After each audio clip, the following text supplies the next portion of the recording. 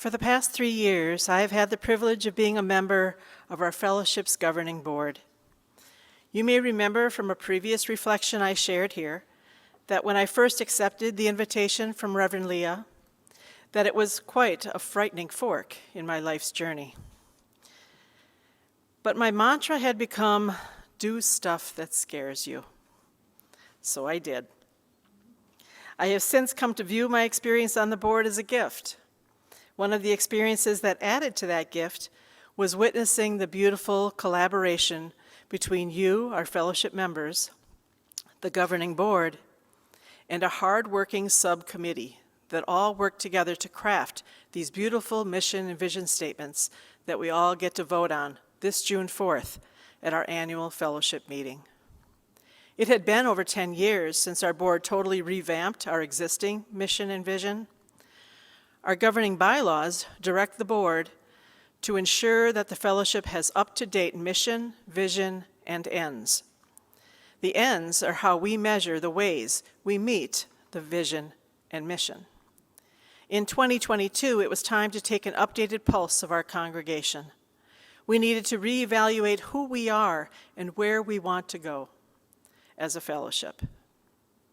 So last year, we began this journey of pulse-taking, or reevaluation, when some of you remember the board reached out to all our small groups for feedback with some initial probing questions. We received over 8,300 words of input from 25 groups.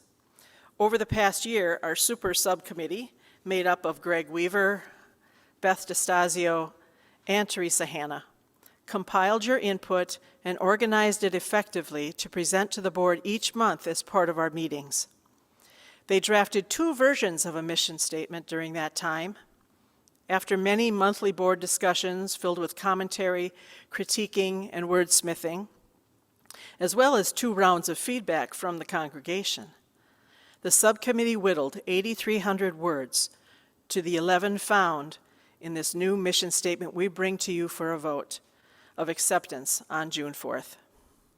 These 11 words came from all of us as we collaborated together in the multiple ways our board sought your input.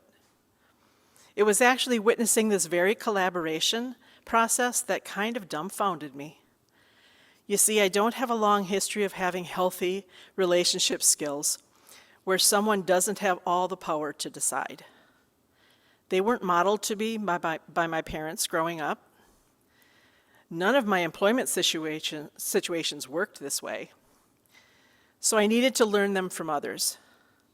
That's just what happened as I watched and participated in the process of creating these new statements, using only the input from you, our members, and having the board construct the form.